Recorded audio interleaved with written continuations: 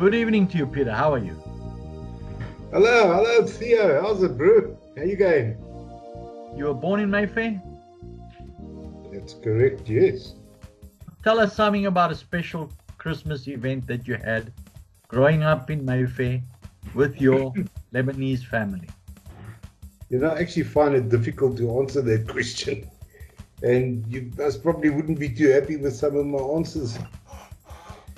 As I'm moving closer and closer to my old age, and I've begun to realize there will not be too many more Christmases left for me to celebrate from here on.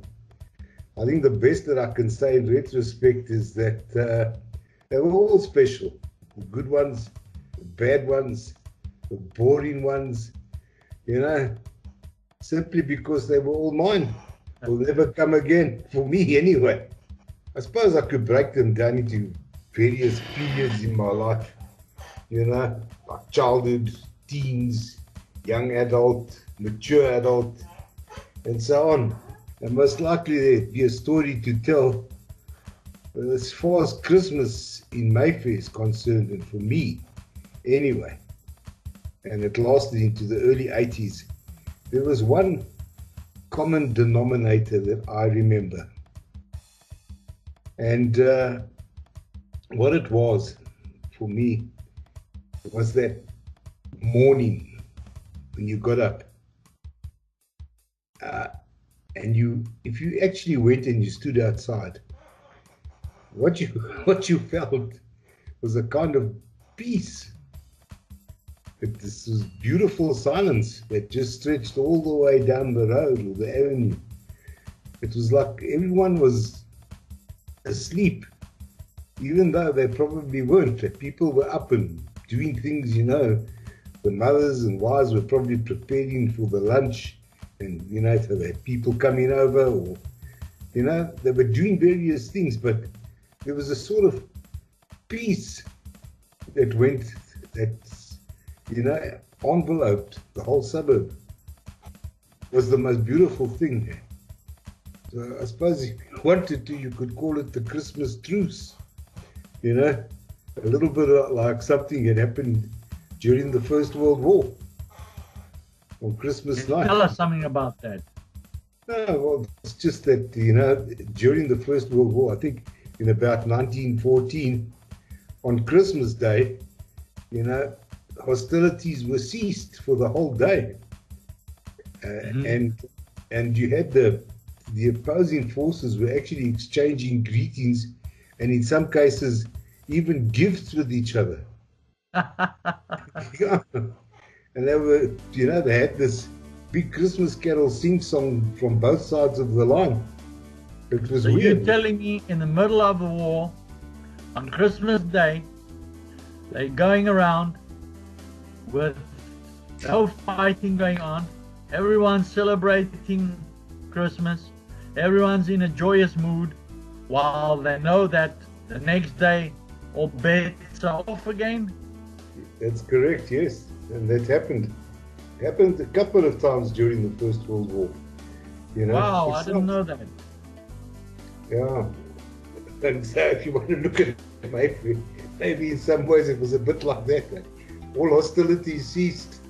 Everybody was affable, at peace with each other. You and your neighbor, you could never see eye to eye.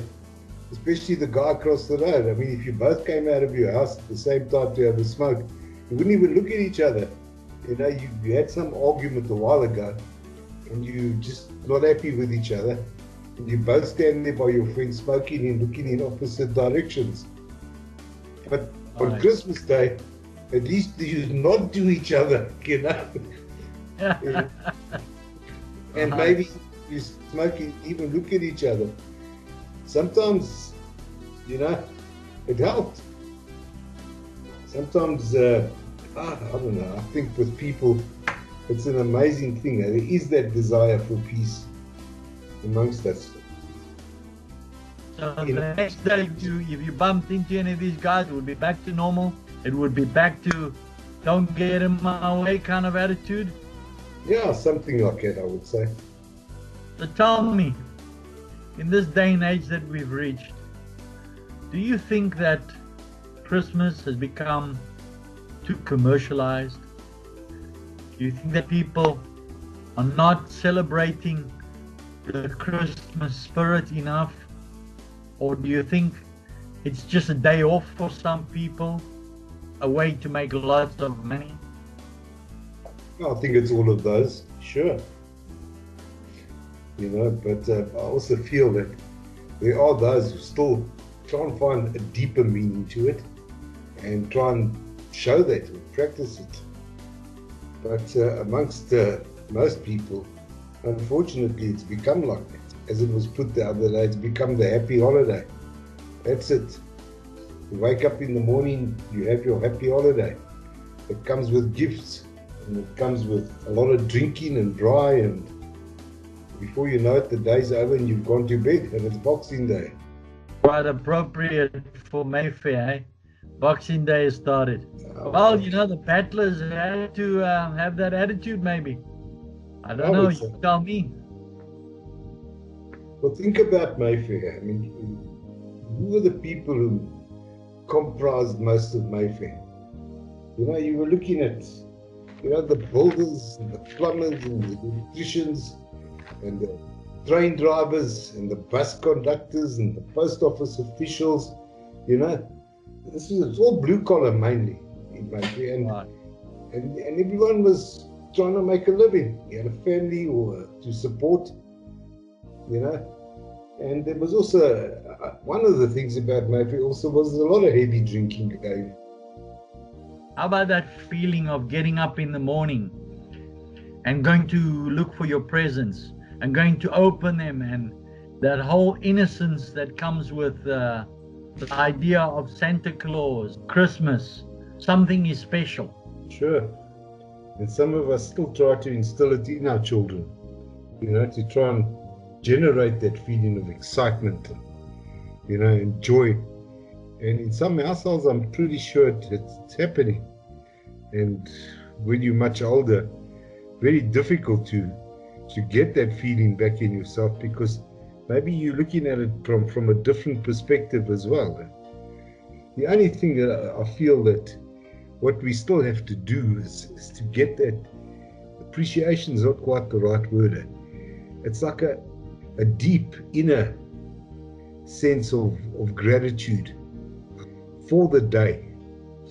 I mean, there's a lot of forgiving to do with a lot of people. There's a lot of acceptance of things that didn't quite go your way for the year, But put all, things like that, you've got to actually just put it all to one side and just say, let me relax there. Oh, I haven't seen my cousin here for 10 years.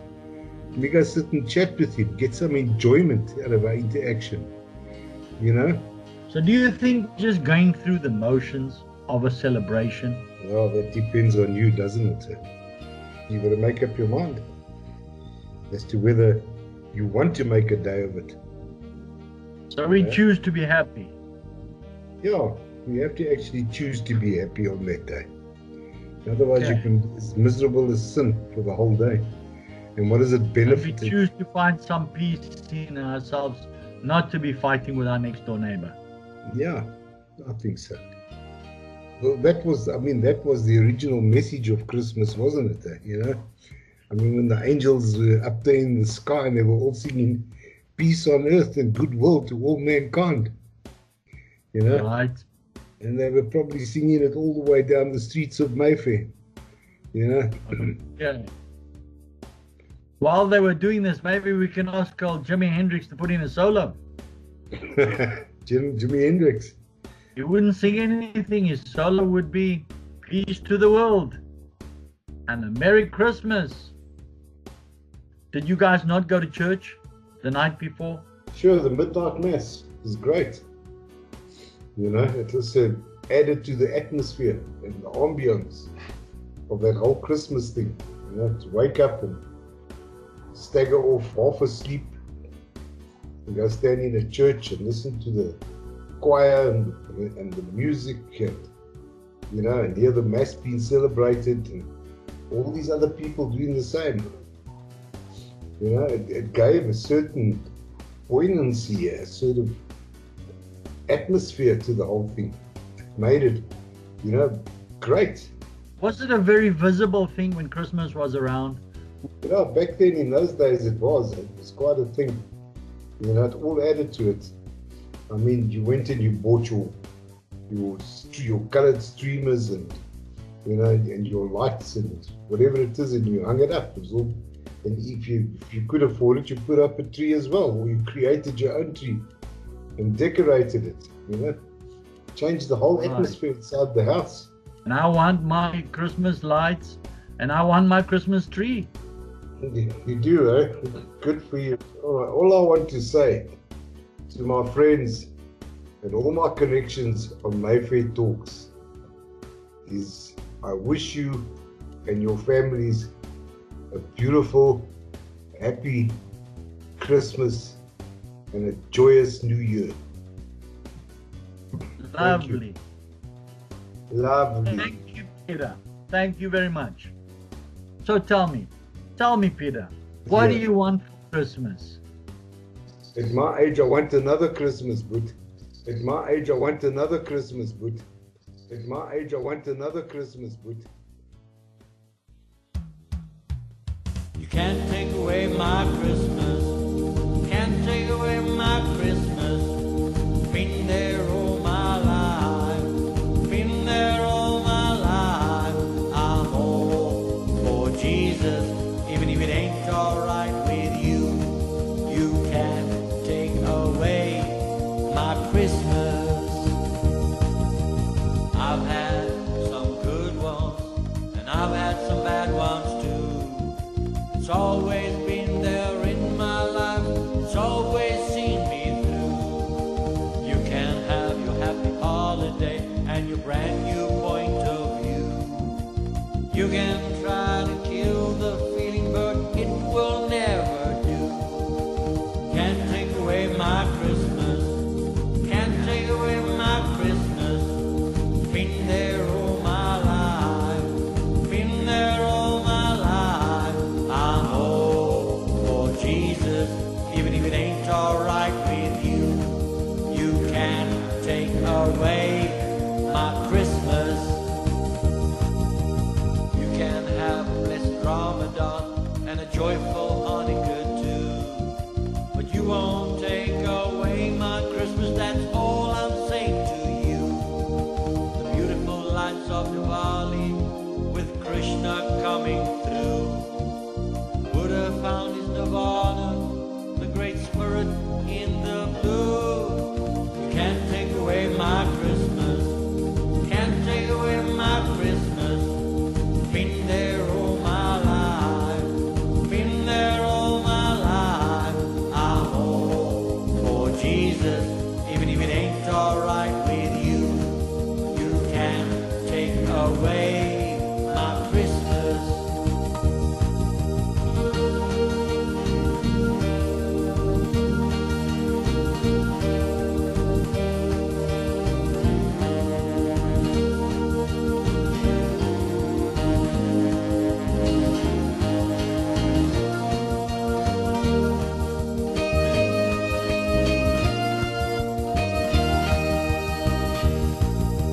Can't take away my Christmas, can't take away my Christmas. Been there all my life, been there all my life. I'm all for Jesus, even if it ain't alright with